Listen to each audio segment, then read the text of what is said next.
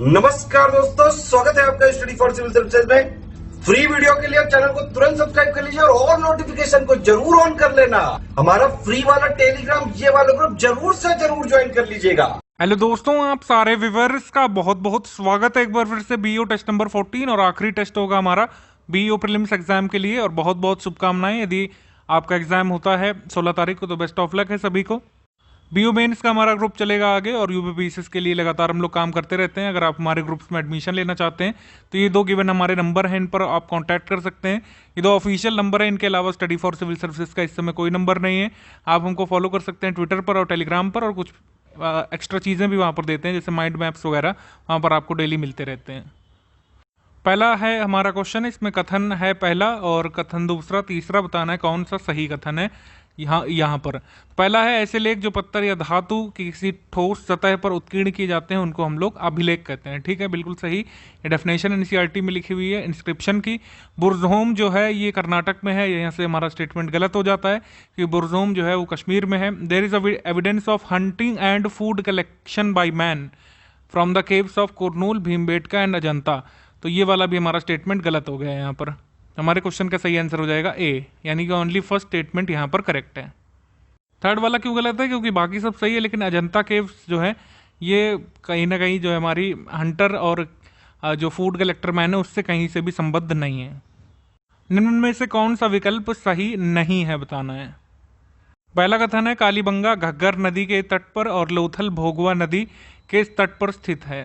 तो ये सही है हमारा स्टेटमेंट। ये जो है इसमें बताना है कौन सा नॉट करेक्ट है। हाँ, ये वाला सही है। फिर है कि gold was imported from Afghanistan in the Harappan civilization. तो ये रॉन्ग है, क्योंकि गोल्ड हड़प्पा सिविलाइजेशन में कहाँ से आता था? कर्नाटक से आता था, कर्नाटक से। तो ये वाला स्टेटमेंट रॉन्ग हो गया। ये हमारे क्वेश्चन का आंसर हो गया बी। दीघ निकाय और क्या है, और शूरसेन महाजनपद की राजधानी क्या थी? दो क्वेश्चन मिक्स हैं आपस में। तो दीघ निकाय क्या है? दीघ निकाय एक प्रसिद्ध बौद्ध ग्रंथ है, सबसे पहले पता होना चाहिए। और आपका राजधानी कहाँ थी शूरसेन जनपद की? वो थी आपकी चंपापुरी में। तो ये जो है डी इसका करेक्ट आंसर है। किस ग्रंथ को अनुशासन की टोकरी या फिर बौद्ध भिक्षुओं भिक्षुणियों के लिए जो नियम बनाए जाते थे उस ग्रंथ में है? ठीक है, उसको क्या कहते हैं? और उपनिषद का शाब्दिक अर्थ बताना है क्या होता है। तो गुरु के समीप बैठना होता है आपका उपनिषद का अर्थ। और विनय पिटक जो है इसमें बताया गया है भिक्षु और भिक्षुणियों का क्या यहाँ पर आइडियोलॉजी रहेगी, क्या उनके रूल बुक टाइप की है एक तरीके से भिक्षु और भिक्षुणियों के लिए बौद्ध में। तो ऑप्शन नंबर सी यहाँ पर सही है। मुवेंदार शब्द का संबंध में इसके संबंध में सही विकल्प क्या है? मुवेंदार का मतलब क्या है बताना है। तो मुवेंदार दिया हुआ एनसीईआरटी में, इसका मतलब है ऑप्शन नंबर बी, यानी कि 3 वंश के शासक जो हैं चेर चोल पांड्य, इनको मुवेंदार बोलते हैं एक साथ। ऑप्शन नंबर बी यहाँ पर हमारा सही है। गुलाम वंश के किस शासक को कुरान ख्वां कहा जाता है? एक क्वेश्चन। और दूसरा क्वेश्चन है, किस शासक का संबंध सुल्तान आजम की उपाधि से है? इसका आंसर हो जाएगा डी, कुतुबुद्दीन ऐबक को कुरान ख्वां कहा जाता था और इल्तुतमिश ने उपाधि ली थी यहाँ पर सुल्तान आजम की। Option number D. पाल वंश के किस शासक को सोढ़ढल जो गुजराती कवि हैं इनके द्वारा उत्तरापथ स्वामिन कहा गया था?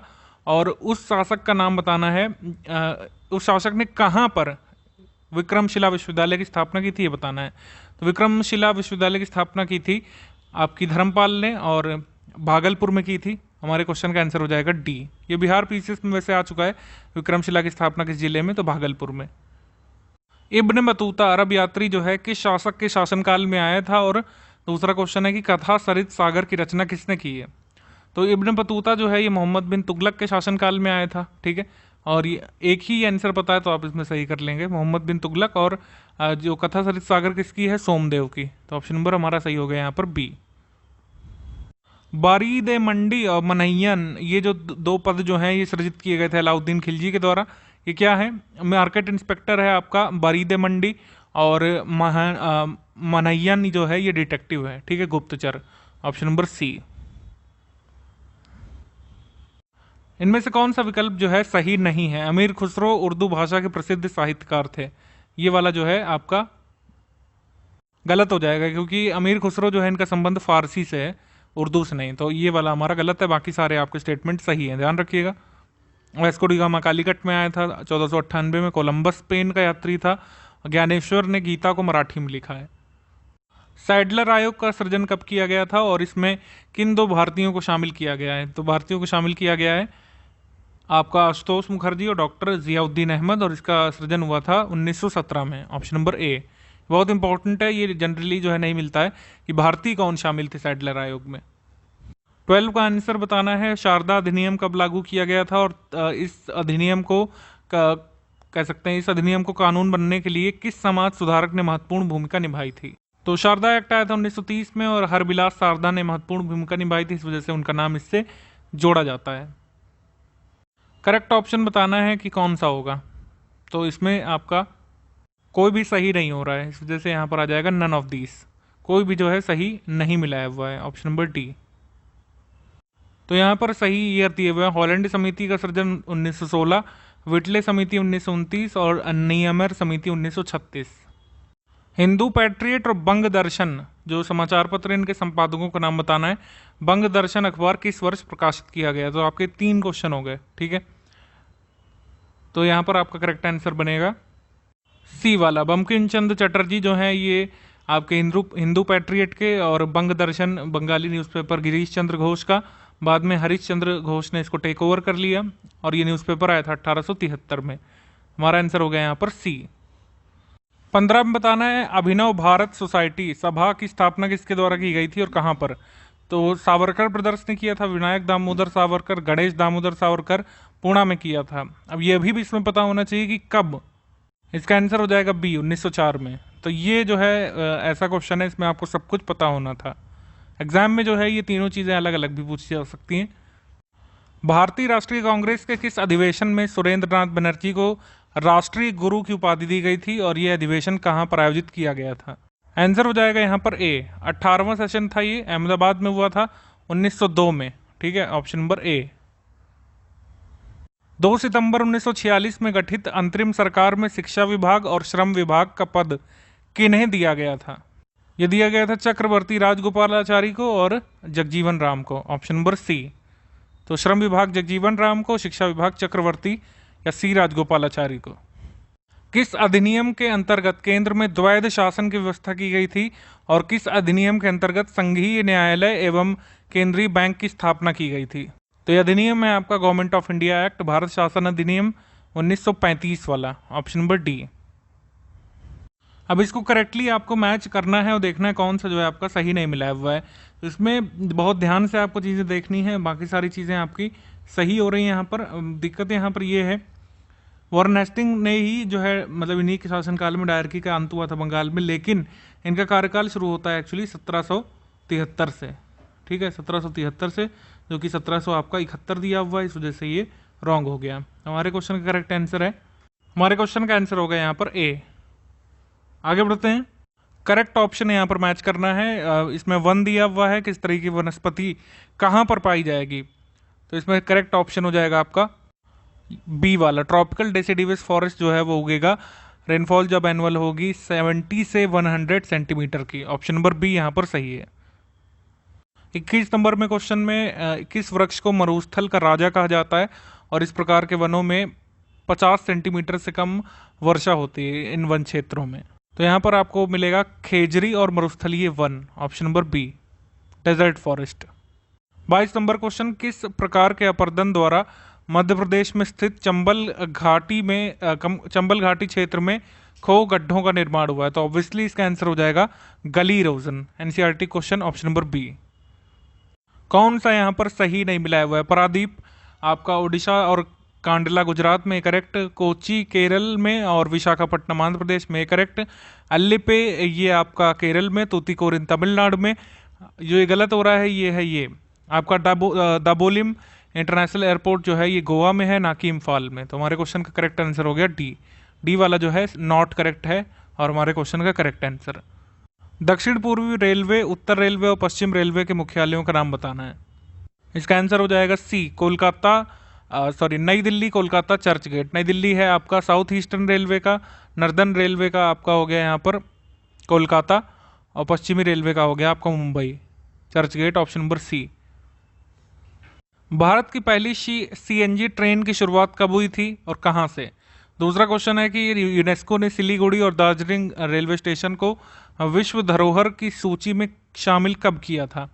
ठीक है, तो अलग अलग इस क्वेश्चन का आंसर है। 2015 में हरियाणा से आपकी शुरू हुई थी पहली सीएनजी ट्रेन, हरियाणा के रेवाड़ी से। ठीक है, रेवाड़ी से करनाल चली थी। और आपके ये जो साइट हैं दार्जिलिंग रेलवे स्टेशन और सिलीगुड़ी, ये यूनेस्को की वर्ल्ड हेरिटेज साइट की लिस्ट में आए हैं 1999 में। कौन सा ऑप्शन यहाँ पर सही ढंग से मेल नहीं खाता है? Central institute for arid horticulture, केंद्रीय शुष्क बागवानी संस्थान आपका बीकानेर में सही। Central research institute for dry land agriculture आपका हैदराबाद में सही। और national institute of agricultural marketing ये आपका राजस्थान जयपुर में ही सही। ठीक है, एक ही चीज़ बच रही है, university of horticulture and forestry ये आपका हिमाचल प्रदेश में तो है, लेकिन शिमला में नहीं है, ये आपका सोलान में है। ठीक है, सोलन में। करेक्ट पेयर को यहाँ पर मार्क करना है। ओसाका शिप बिल्डिंग इंडस्ट्री गलत, स्टॉकहोम में गोल्ड माइनिंग बिल्कुल गलत, जोहानिसबर्ग में गोल्ड माइनिंग होना चाहिए, जोहानिसबर्ग में टेक्सटाइल बिल्कुल गलत। ये जो है अबादान ईरान में ऑयल रिफाइनिंग इंडस्ट्री ये सही है, ऑप्शन नंबर डी। 28 का करेक्ट आंसर क्या है? निम्न में से कौन सा राज्य नेपाल की स्थलीय सीमा को स्पर्श नहीं करता है? दूसरा क्वेश्चन, कौन सा राज्य चीन, नेपाल और भूटान तीनों देशों की स्थलीय सीमा को स्पर्श करता है? तो छत्तीसगढ़ यहाँ पर होगा, स्पर्श नहीं करता है। और सिक्किम जो है ये टेरेस्ट्रियल बाउंड्री को टच करता है, चाइना की, नेपाल की, भूटान की। आप मैप में देख सकते हैं। कुमाऊं हिमालय के बारे में कौन सा स्टेटमेंट 10 में से? सतलज और काली नदियों के बीच, मतलब सतलज और काली रिवर के बीच जो स्थित है वो है आपका हिमालय का पार्ट कुमाऊं हिमालय, जो कि करेक्ट है। आंसर नंबर ए हमारा सही है। सही विकल्प का चयन करना है। तो आपका मिरी मिल्स ये गलत, कैमूर हिल्स ये आंध्र प्रदेश में कहाँ से चले गए? तो आपका बिहार झारखंड के पास है। और सतमाला ये भी गलत हो गया, ये आंध्र में होना चाहिए। गढ़जात हिल्स ये आपका ओडिशा में, ये करेक्ट मिलाया हुआ है, ऑप्शन नंबर बी। निम्न में से कौन सा विकल्प का संबंध नेलांग घाटी और युमथांग वैली से है? तो इसका आंसर हो जाएगा डी, ऑप्शन नंबर डी। कौन सा यहाँ पर नॉट करेक्ट स्टेटमेंट है? वेस्टर्न घाट को सह्याद्री बोलते हैं, करेक्ट। वेस्टर्न घाट्स का एक्सटेंट है यहाँ पर गुजरात से तमिलनाडु, करेक्ट। और आपका एक मिनट, हाँ सही है ये। उसके बाद एवरेज एलिवेशन वेस्टर्न घाट्स का सही दिया हुआ है, 1200 करीब मीटर होना चाहिए यहाँ पर, 1200 मीटर, 1200 किलोमीटर नहीं होगा, इसको मीटर कर लीजिए आप लोग। उसके बाद है कि यरकाड हिल स्टेशन ये तमिलनाडु के कोयम्बटूर में है, ये वाला रॉन्ग है और ये हमारे क्वेश्चन का आंसर हो गया। कोयम्बटूर में नहीं है, ये सेलम जिले में है, सेलम डिस्ट्रिक्ट तमिलनाडु में यरकाड। एलिफेंटा द्वीप कहाँ पर स्थित है और खंबात की खाड़ी जो है किस द्वीप में स्थित है? दो क्वेश्चन का आंसर देना है। एलिफेंटा मुंबई महाराष्ट्र में केव्स हैं, और आपका ये खंबात जो लोकेटेड है बे ऑफ खंबात पीरम आइलैंड में। ठीक है, पिरम में, ऑप्शन नंबर बी। सही विकल्प का चयन करना है। ठीक है, तो इसमें एक तरफ आपका कूलेंट दिया हुआ है, दूसरी तरफ मॉडरेटर दिया हुआ है, किन किन का यूज़ कर सकते हैं? तो कूलेंट में आप यूज़ कर सकते हैं लिक्विफाइड आपका सोडियम पोटेशियम का, और मंदक यानी मॉडरेटर में यूज़ कर सकते हैं ग्रेफाइट या beryllium oxide. Option number C हमारा यहाँ पर सही होगा। 35 नंबर क्वेश्चन, प्रकाश विद्युत प्रभाव या जो आपका फोटो इलेक्ट्रिक इफेक्ट होता है, ऐसी विशिष्ट अवस्था जिसमें प्रकाश के कारण विभवांतर उत्पन्न होता है और विद्युत धारा का प्रवाह शुरू हो जाता है, इस अवस्था को क्या कहते हैं हम लोग? इसको बोलते हैं हम लोग photovoltaic effect, option number B, photovoltaic effect. 36 का सही आंसर क्या होगा? किस उपकरण को बनाने के लिए सोडियम और टंगस्टन जो मिश्र धातु है उसका प्रयोग किया जाता है? और हैलोजन लैंप में पीला प्रकाश किस धातु के कारण उत्पन्न होता है? ठीक है, तो इसमें दो क्वेश्चन है। तो सोडियम और टंगस्टन का उपयोग किया जाता है किस धातु को बनाने, किस उपकरण को बनाने में? तो हैलोजन लाइट बनाने में इसका इस्तेमाल होता है, और इसमें पूछा हैलोजन लाइट में पीला रंग किसके कारण होता है? तो सोडियम के कारण। ठीक है, इनमें से कौन सा ऑप्शन करेक्ट है? ताप बढ़ाने पर अर्धचालक की प्रतिरोधकता घटती है और चालकता बढ़ती है, तो ये करेक्ट है हमारा। सेमीकंडक्टर की जो स्पेसिफिक रेजिस्टिविटी है वो घटती है, कंडक्टिविटी इंक्रीज होती है टेम्परेचर अगर बढ़ाया जाता है तो ए ऑप्शन हमारा यहाँ पर करेक्ट है। 38 नंबर में बताना है, हीरे का चमकना और मरीचिका का संबंध किससे है? तो इसका करेक्ट आंसर है total internal reflection, option number D, total internal reflection. इनमें से रोगाणुनाशक और अग्निशामक की पहचान करना है। तो जर्मीसाइड हो गया आपका आइडोफॉर्म, और कार्बन टेट्राक्लोराइड हो गया CCl4 आपका हो गया fire extinguisher. Option number B यहाँ पर सही है। आइडोफॉर्म का आप केमिकल नेम बता, मतलब आप इसका केमिकल फॉर्मूला बताइए, आप कमेंट करके आ सकता है ये। टंगस्टन स्टील बनाने में आपको क्या लगेगा? टंगस्टन स्टील संबंधित है आपका tungsten, carbon, iron. Option number A. 41 नंबर का करेक्ट आंसर क्या है? 41 नंबर है which type of glass is use to make electric bulb, prism and binocular. तो ये आपकी है flint glass. Option number A. 42 नंबर में आपको करेक्ट चुनना है, ठीक है। तो 42 नंबर में मैग्नीशियम बनाने में आपको एल्युमिनियम 55% होना चाहिए और मैग्नीशियम 45 अप्रॉक्स, तो बनेगा आपका मैग्नीशियम एलॉय। तो ऑप्शन नंबर बी यहाँ पर सही है। 43 का करेक्ट आंसर क्या है? निम्न में से कौन सा विकल्प सही नहीं है? आयरन, सिडराइट और गैलेना इसके ओर नहीं है, ठीक है। मतलब आयरन के ओर सिडराइट और गैलेना नहीं है। Option number C. 44 नंबर का करेक्ट आंसर क्या होगा? 44 नंबर करेक्ट आंसर है पादप कोशिकाओं में जो कोशिका भित्ति है सेलुलोज की बनी होती है, ये वाला सही है यहाँ पर, ठीक है।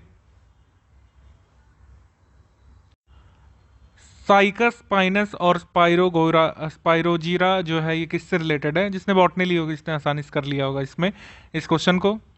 साइकस पाइनस है आपको जिम्नोस्पर्म, और आपका स्पाइरोगायरा एसोसिएटेड आपका थैलोफाइटा से। Option number B. निम्न में से किसका संबंध एडेनिन, गुआनाइन, साइटोसाइन, थाइमिन से है? चार के चारों नाइट्रोजनस बेसिस के नाम दिए हुए हैं। Option number C, nitrogenous base. निम्न में से कौन सा एंजाइम अग्नाशय से स्त्रावित नहीं होता है और किसे पूर्ण पाचक रस कहा जाता है? कंप्लीट डाइजेस्टिव जूस बोलते हैं आपके पैंक्रियाटिक जूस को, और पेप्सिन जो है ये आपका पैंक्रियास से सिक्रीट नहीं होता है, ठीक है। ऑप्शन नंबर ए। 48 नंबर का करेक्ट आंसर है कौन सी ग्रंथि मेलेटोनिन, सेरोटोनिन और एड्रीनोग्लोमेरुलोप्ट्रिन हार्मोन का स्त्रावण करती है? तो ये आपकी है pineal gland. Option number D, pineal gland. निम्न में से कौन सा विकल्प दीपा कृषि और वालरा कृषि जो शिफ्टिंग कल्टीवेशन के टाइप्स हैं उससे संबंधित है? तो ये है आपका छत्तीसगढ़ और राजस्थान। छत्तीसगढ़ में होती है आपकी दीपा शिफ्टिंग कल्टीवेशन और राजस्थान में होती है वालरा। Option number B. मूंगफली और कपास का सर्वाधिक उत्पादन कहाँ होता है भारत में? और धीरज 101 किस फिल्म की, किस फसल की प्रजाति है, सॉरी। तो मूंगफली की प्रजाति है धीरज 101, और कपास और मूंगफली का उत्पादन सर्वाधिक होता है गुजरात में। ऑप्शन नंबर सी यहाँ पर सही है, सी। सही विकल्प चुनना है यहाँ पर। किसान भाई योजना जो है ये 1992 में आई थी, यहाँ पर सही है। ऑप्शन नंबर ए। बेरोजगारी की वह स्थिति जिसमें एक कार्य को करने के लिए जितने मजदूर या श्रमिकों की आवश्यकता होती है उससे अधिक लोग मौजूद होते हैं, तो ये होती है आपकी डिस्गस्ड एम्प्लॉयमेंट, प्रछन्न बेरोजगारी। Option number D. 2012 में गठित रंगराजन समिति ने भारत में ग्रामीण क्षेत्रों और शहरी क्षेत्रों के लिए कितने रुपए प्रति व्यक्ति मासिक उपभोग व्यय को गरीबी रेखा के नीचे माना था? तो 972 इन्होंने माना था यहाँ पर ग्राम में, और शहरी क्षेत्रों में 1407 रुपए। ये अभी भी रेलिवेंट है, आ सकता है। कौन सी पंचवर्षीय योजनाएं DP धार मॉडल और DR गाडगिल मॉडल पर आधारित थी? पांचवी थी गाडगिल मॉडल पर और DP धार मॉडल पर थी चौथी। ऑप्शन नंबर हमारा यहाँ पर सही हो गया बी वाला। वो एक ऐसी स्थिति जिससे प्राथमिक घाटे में ब्याज भुगतान को जोड़ दिया जाता है, उस स्थिति को क्या कहते हैं? तो उसको कहते हैं राजकोषीय घाटा, यानी कि fiscal deficit. Option number C. सही युग्मक चुनना है। ढाका शेयर मूल्य सूचकांक यहाँ पर है बांग्लादेश में। ऑप्शन नंबर ए सही है। यहाँ पर एलिमिनेट कर सकते थे, अगर ओस्लो स्टॉक एक्सचेंज है तो ऑब्वियसली नॉर्वे में होगा ना, नॉर्वे की कैपिटल है ओस्लो, और मिप्टेल इटली में होगा। तो हमारा ऑप्शन नंबर ए बच रहा है सही, बाकी गलत। स्टेट बैंक ऑफ इंडिया और भारतीय जीवन बीमा निगम का इनकी स्थापना कब की गई थी? इन बैंकों का मुख्यालय कहाँ कहाँ पर स्थित है? स्टेट बैंक ऑफ इंडिया का मुंबई में होगा ऑब्वियसली, भारतीय जीवन बीमा निगम का भी मुंबई में है और इनका हेडक्वार्टर है यहाँ पर, दोनों का मुंबई में, और इनकी स्थापना का दिन है 1 जुलाई 1955 आपका है स्टेट बैंक ऑफ इंडिया के लिए, और LIC के लिए है 1 सितंबर 1956। यदि एक मुद्रा की विश्व के बाजारों में आपूर्ति की अपेक्षा उसकी मांग कम हो तो उसको क्या बोलेंगे? उसको बोलेंगे हम लोग सॉफ्ट करेंसी। ठीक है, soft currency, option number B. निम्न में से कौन सा कर केंद्र सरकार का प्रत्यक्ष कर नहीं है? तो यह है आपका जीएसटी। जीएसटी आपका नहीं है प्रत्यक्ष कर। उत्तर प्रदेश बजट 2020 में प्रधानमंत्री ग्राम सड़क योजना काशी विश्वनाथ मंदिर के लिए कितने रुपए आवंटित किए गए हैं? ये आवंटित किए गए हैं 1357 करोड़ और मंदिर के लिए 2000 करोड़। तो ऑप्शन नंबर ए यहाँ पर सही है। गंगा एक्सप्रेस वे परियोजना हेतु कितने रुपए प्रस्तावित किए गए हैं?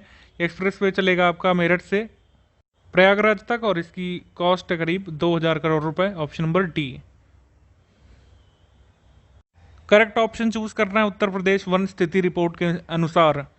तो यहाँ पर करेक्ट डेटा है आपका पीलीभीत में, ये एरिया है 18.64%। ऑप्शन नंबर बी सही है। उत्तर प्रदेश में आरक्षित वन तथा संरक्षित वनों का प्रतिशत बताना है। तो आरक्षित वन है 72.79% और संरक्षित हैं आपके 6.98%। ऑप्शन नंबर सी यहाँ पर सही है। 64 नंबर क्वेश्चन बताना है, क्षेत्रफल की दृष्टि से सर्वाधिक वनावरण वाले शीर्ष 3 राज्यों के नाम बताना है भारतीय वन स्थिति रिपोर्ट 2019 के अनुसार। ठीक है, तो क्षेत्रफल की दृष्टि से सर्वाधिक है मध्य प्रदेश में, फिर अरुणाचल प्रदेश में, फिर छत्तीसगढ़ में। ऑप्शन नंबर ए। ठीक है, क्षेत्रफल की दृष्टि से बता रहे हैं यहाँ पर, परसेंटेज ऑफ जोग्राफिकल एरिया के रिस्पेक्ट में नहीं। ऑप्शन नंबर ए। भारत का कुल वन क्षेत्रफल कितना है और देश में वन एवं वृक्षों द्वारा आच्छादित कुल क्षेत्रफल कितना है? तो total forest area of India ये इतना है और आपका covered by forest and tree cover ये इतना है। ठीक है, ये फिगर आप कम से कम याद रखिएगा रिपोर्ट में। कौन सा ऑप्शन यहाँ पर करेक्ट है? आय और कितनी टैक्स की रेट रहेगी? तो 15 लाख से ऊपर आय है तो कर रहेगा 30%। ठीक है, ऑप्शन नंबर डी। पर्यटन क्षेत्र और संस्कृति मंत्रालय के लिए कितने रुपए आवंटित किए गए हैं बजट में? पर्यटन के लिए 2500 करोड़ रुपए और संस्कृति मंत्रालय के लिए 3150 करोड़। Option number B. निम्न में से कौन सा विकल्प सही नहीं है? पौधों का गहरा हरा रंग मैग्नीशियम की वजह से होता है, ये जो है आपका नॉट करेक्ट है, क्लोरोफिल की वजह से होता है। जब एक ही क्षेत्र में विभिन्न प्रजातियों के कई जीव रहते हैं जिनकी अलग अलग प्रजातीय संरचना होती है और एक दूसरे से के साथ परस्पर प्रक्रिया करते हैं, उनको क्या कहते हैं? उनको कहते हैं हम लोग biotic community. Option number C. यहाँ पर माइक्रो न्यूट्रेंट के एवज में बात कर लें तो ग्रीन कलर जो है किसके कारण होता है? नाइट्रोजन की कारण। करेक्ट ऑप्शन यहाँ पर चूज करना है। यहाँ पर कॉनिफरस फॉरेस्ट के एग्जाम्पल दिए हुए हैं, पाइन और देवदार, ये सही है। Option number B. 71 नंबर में बताना है कौन सा विकल्प सही नहीं है। तो आपका कैंपोस दिया हुआ है नॉर्थ अमेरिका में, जो कि गलत है। कैंपोस की लोकेशन क्या होगी? ये होगी ब्राजील। कवक शैवाल को सुरक्षा प्रदान करता है और शैवाल कवक को भोजन प्रदान करता है, जैसे लाइकन। तो निम्न में से कौन सा विकल्प इस संबंध में जो है बैठेगा? तो म्यूचुअलिज्म वाली कंडीशन है। Option number C. United Nations forum on forest का गठन कब हुआ था और किसके द्वारा किया गया है? तो ये 8 अक्टूबर 2000 को इसका सृजन हुआ है वर्ल्ड कंजर्वेशन यूनियन के द्वारा। ऑप्शन नंबर सी। एक्चुअली ये जो है रॉन्ग आंसर है, करेक्ट आंसर बी है इसका। ठीक है, United Nations economic and social council ने 18 अक्टूबर 2000 को इसका सृजन किया है। बी वाला एक्चुअली यहाँ पर सही है, माफी चाहेंगे यहाँ पर। किस अनुच्छेद के तहत राज्यपाल मुख्यमंत्री की नियुक्ति करता है और अन्य मंत्रियों की नियुक्ति राज्यपाल मुख्यमंत्री के परामर्श पर करता है? इस आर्टिकल को बताना है, ये है 169। Option number C. 164 एक्चुअली। ठीक है, 164। ऑप्शन नंबर ए। भारत और बांग्लादेश सीमा विवाद किस संविधान संशोधन के अंतर्गत सुलझाया गया था और संविधान की अनुसूची में ये संशोधन किया गया था? ठीक है, तो ये आपका संविधान संशोधन अधिनियम था और इसमें पहली सूची में जिसमें बाउंड्रीज के बारे में है उसमें अमेंडमेंट किया गया है। Option number D. 2015 में हुआ था ये संशोधन। कौन सा विकल्प पंचायतों के सृजन और राज्यपाल की नियुक्ति से संबंधित है?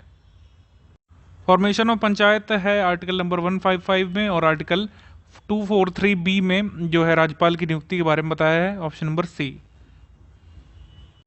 एक्चुअल रिवर्स बोल दिया। 243B पंचायतों के सृजन संबंधित और अपॉइंटमेंट होगा गवर्नर का राष्ट्रपति के द्वारा, ये लिखा हुआ है आपका आर्टिकल नंबर 155 में। राष्ट्रवादी Congress Party, Nationalist Congress Party और नेशनल पीपल्स पार्टी के चुनाव चिन्ह बताने कौन से हैं। तो आपका एनसीपी का, नेशनलिस्ट कांग्रेस पार्टी का है आपका क्लॉक, ठीक है, घड़ी, और नेशनल पीपल्स पार्टी का है बुक। तो ऑप्शन नंबर बी यहाँ पर सही होगा। 42वें संविधान संशोधन 1976 के द्वारा राज्य सूची के कितने विषयों को समवर्ती सूची में शामिल किया गया और राज्य सूची में अब आज की डेट तक कितने विषय हैं बताना है। तो 5 सब्जेक्ट को स्थानांतरित किया गया था आपकी समवर्ती सूची में।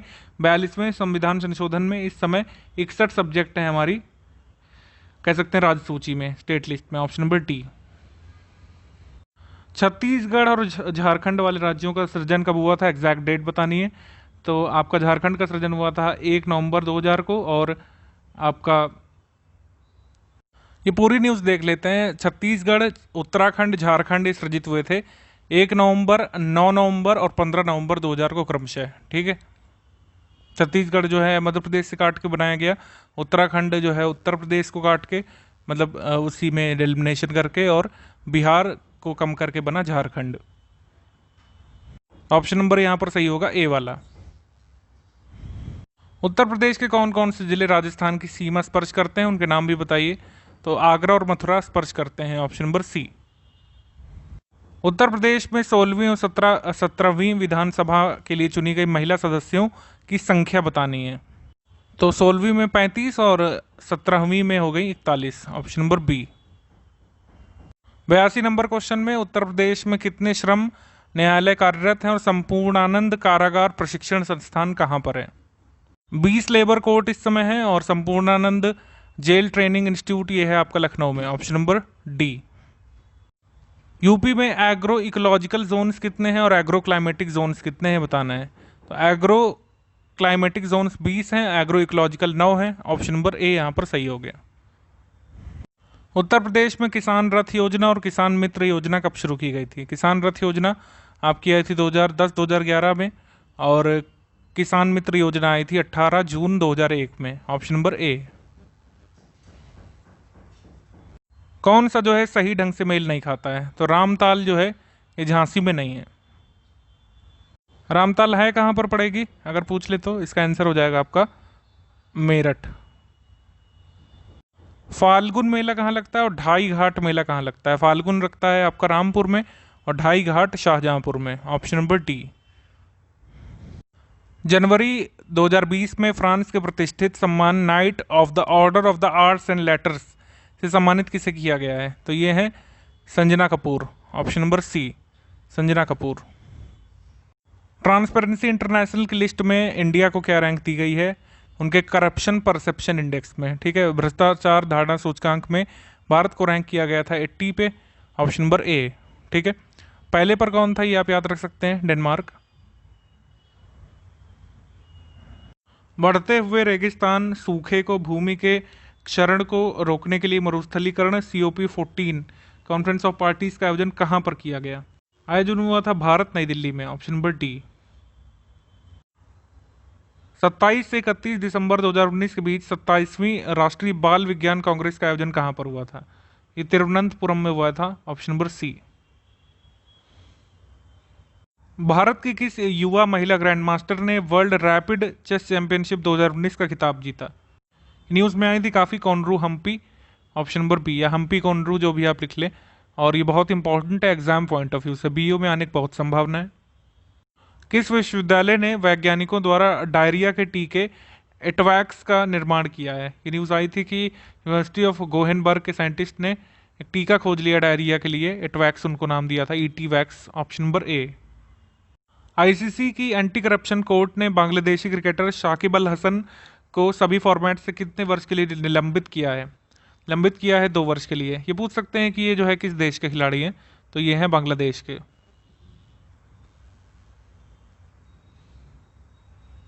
हाल ही में मणिपुर में कब इनर लाइन परमिट लागू किया गया और इनर लाइन परमिट लागू होने वाले राज्यों में मणिपुर का अब स्थान कौन सा है।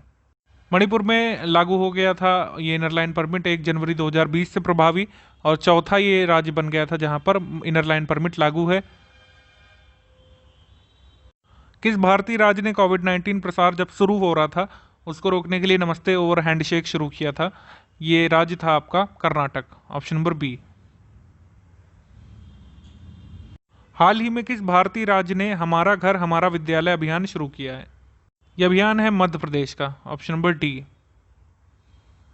नरेंद्र सिंह तोमर केंद्रीय ग्रामीण विकास मंत्री ने ई मार्केट प्लेस पोर्टल पर किस पहल को लॉन्च किया है? तो ये था Saras collection, the Saras collection, option number A. Kashmiri लेखक मिर्जा वाहिद को द हिंदू प्राइज 2019 के लिए चुना गया है। उनकी कृति का नाम बताना जिसको सम्मानित किया गया है, वो है tell her everything, option number A, tell her everything. विश्व आर्थिक मंच द्वारा जारी ऊर्जा संक्रमण सूचकांक में भारत की रैंक क्या है? भारत को रैंक किया गया था 74 पर। आसियान का 35वां शिखर सम्मेलन कहां पर आयोजित किया गया और इसकी थीम क्या थी? 35वां समिट हुआ था बैंकॉक में और इसकी थीम थी advancing partnership and sustainability for sustainability, option number C. इसके बाद क्वेश्चन नंबर 101 से लेकर पूरे 120 तक हम बात करेंगे एप्टीट्यूड और रीजनिंग वाले सवालों की। सबसे पहला क्वेश्चन है कि कोई आइटम है, इसका जितना भी एमआरपी था, एमआरपी हो गया आइटम का 100 रुपये। सबसे पहले इस पे हमने 40% का डिस्काउंट दिया तो बेचा कितने पे? बाकी के 60 पे। अब इसके बाद एक और सिचुएशन है कि अगर ये ना करके हम ये कर लेते, क्या? सबसे पहले 30% का डिस्काउंट देते, ये 70 हो जाता, 10% का और देते, 70 का 10% 7, तो ये बच जाता 63।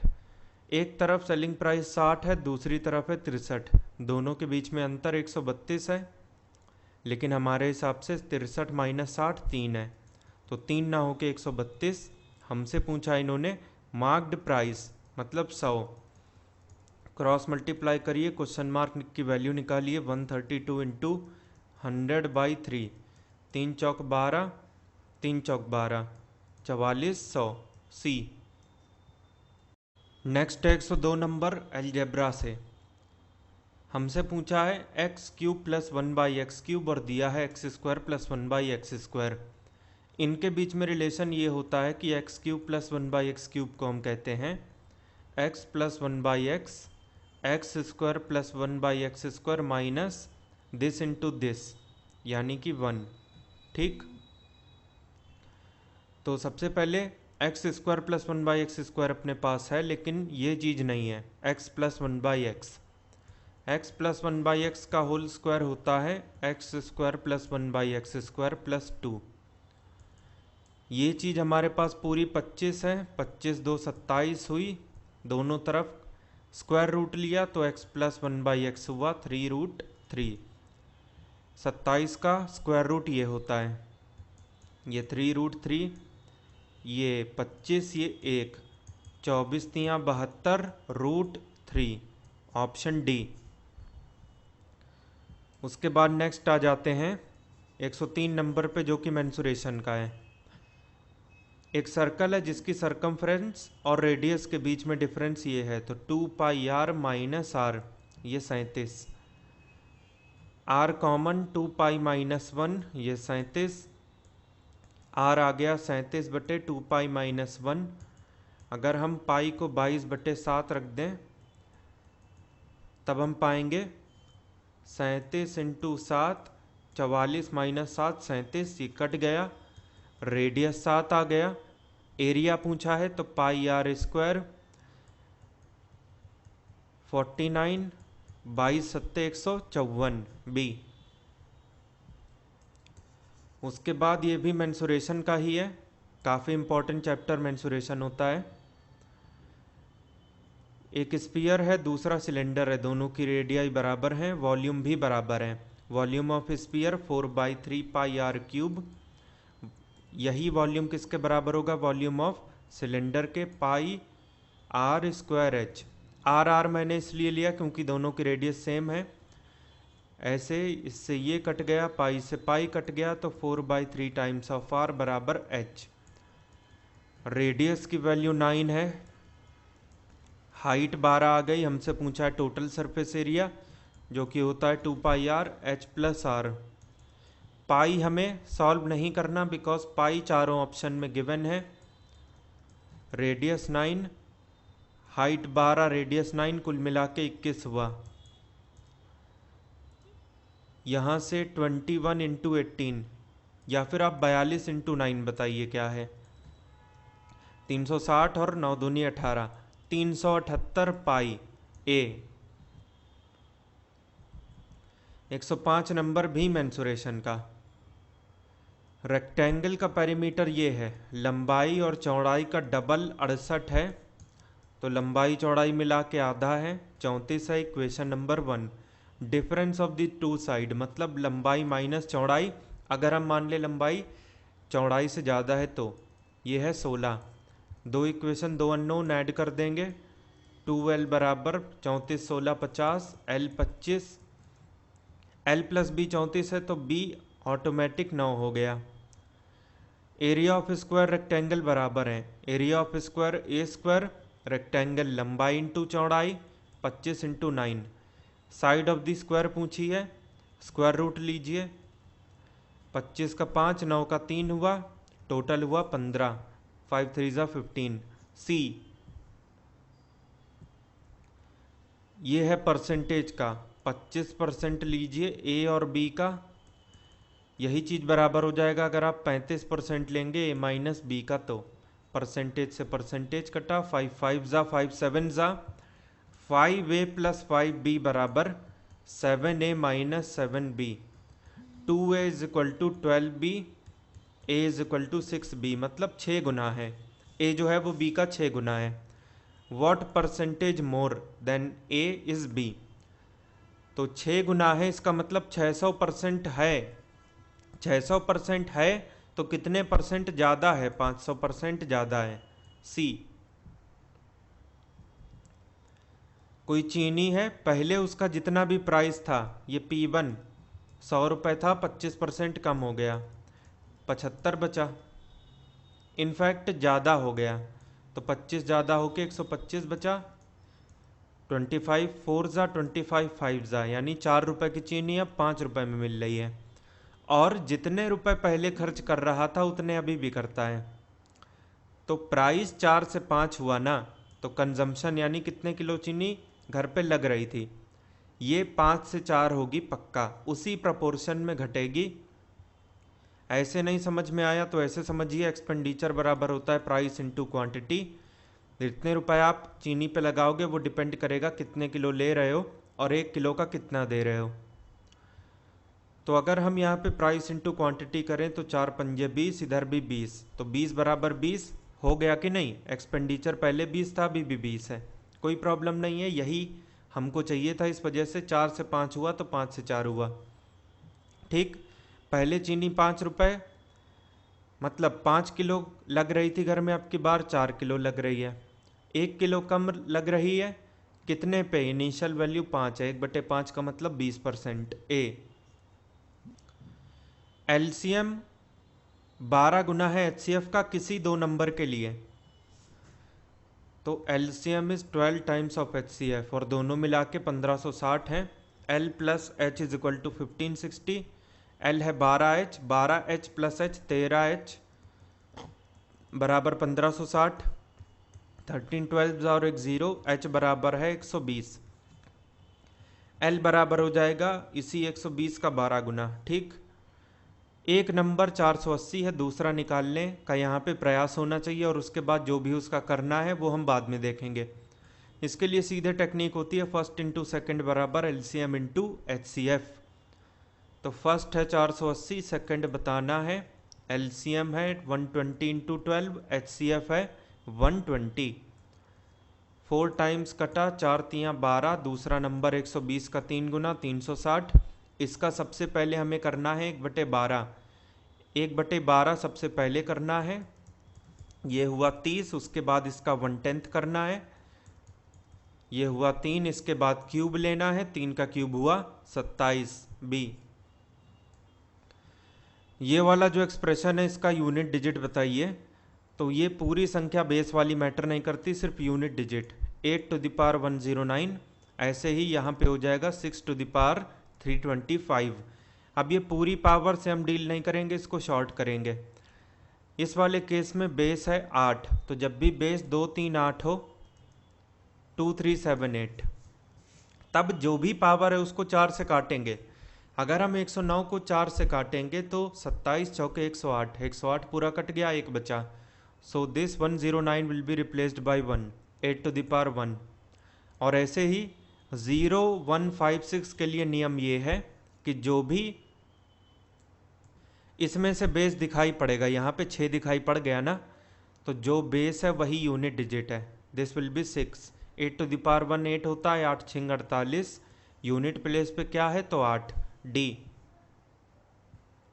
एक प्लेयर है जो कि 11 पारी के बाद ऑन एन एवरेज 35 रन बना पाया है, तो 11 पारियों का टोटल रन कितना होगा, 35 गुणे 11 358 ये होगा। उसके बाद जब 12वीं पारी ख़त्म हो जाएगी तो 12वीं पारी का टोटल निकालने के लिए आपको ध्यान ये रखना है कि जितना एवरेज पहले था उससे 2 ज़्यादा हो गया, तो 35 ना होके 37 हो गया, और पारी 12 है, 37 इंटू 12, 12 3 ज़ा 36, 12 सत्ते 84, 444। तो इनके बीच में जो भी डिफरेंस है उतने ही रन आपने 12वीं पारी में बनाए हैं, क्योंकि ये जो डिफरेंस है वो 12वीं पारी की वजह से आया है। इनके बीच का डिफरेंस हो जाएगा 44 इधर 15 इधर, 59 ए। 111 नंबर में 2 लोगों की बात कर रहे हैं। एक है विनय, जिनकी पोजीशन लेफ्ट हैंड साइड से 19वीं है। अगर लाइन ऐसे चालू हो रही है तो लेफ्ट हैंड साइड यहीं से गिना जाएगा, और राइट हैंड साइड जहाँ से लाइन ख़त्म हो रही है वहाँ से शिवम की रैंक है 14। ठीक, जब ये लोग अपनी पोजीशन बदल लेंगे, विनय इधर आ जाएंगे, शिवम चले जाएंगे उधर, तो शिवम की जो रैंक है 22वीं हो जाती है लेफ्ट से। लेकिन ऐसा कैसे हो सकता है, इस वाली कुर्सी की रैंक लेफ्ट से एक बार 19वीं हो गई तो हमेशा वही रहेगी, नाम से फ़र्क नहीं पड़ता, पोजीशन से पड़ता है। इस कुर्सी की पोजीशन की रैंक लेफ्ट से 19 थी, तो ये जो लेफ़्ट लिखा है ना इन्होंने, इसको मैं राइट मान के आगे सॉल्व कर लेता हूँ। शिवम की रैंक 22 है राइट से। एक बात बताइए, लेफ़्ट से तो 19 है, शिवम की रैंक 22 19 पता है लेफ़्ट राइट से या राइट लेफ़्ट जो भी है, तो टोटल बराबर L + R - 1 से हम कर लेंगे। 22 19 41 में एक गया 40, 40 स्टूडेंट हैं उस लाइन में। विनय की पोजीशन बतानी है राइट से, तो राइट से इस कुर्सी की रैंक हमको 14 पहले से ही पता है, इसका आंसर 14 होना चाहिए था। लेकिन शिवम की रैंक अगर लेफ़्ट से पूछते तो बता देते हैं, टोटल बराबर लेफ़्ट प्लस राइट, ये राइट वाली रैंक है -1, 40 में 13 गया 27, इसका आंसर है 27। वैसे जो इसमें पूछा है उस हिसाब से तो 14 है। इस नंबर सीरीज़ को कंटिन्यू कर दीजिए। 24 31 7 का गैप, 31 52 21 का, 52 95 43 का, तो इसके बीच में 14 का गैप, ये है 21 22 8 हुआ। इधर से भी अगर हम 8 मान लें, 22 8 30, 43 30 73, ये 73 जाके 95 में जुड़ेगा तो टोटल होगा 168 168 डी। 113 नंबर में राजू जो है देविका से बड़े हैं। ऐसे केस में हमेशा देख लिया करिए आपसे एग्जैक्टली पूछ क्या रहे हैं, बीच में कौन होगा, इसका मतलब हमें ऑर्डर बनाना पड़ेगा ज़रूर। राजू जो हैं देविका से बड़े हैं, लेकिन यही राजू सुधा से छोटे हो जाते हैं, इसका मतलब सुधा इनसे बड़ी हैं, तो सुधा इधर आएंगी। ठीक, शोभा इज़ ओल्डर देन वेदा, तो शोभा इधर हम बात करें वेदा से बड़ी हैं,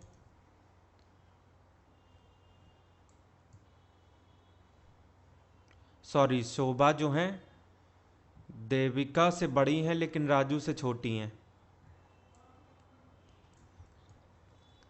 चलिए इसमें फिर से देख लेते हैं। इधर से देविका जो हैं वो छोटी हैं शोभा से, इसका मतलब शोभा देविका से बड़ी हैं,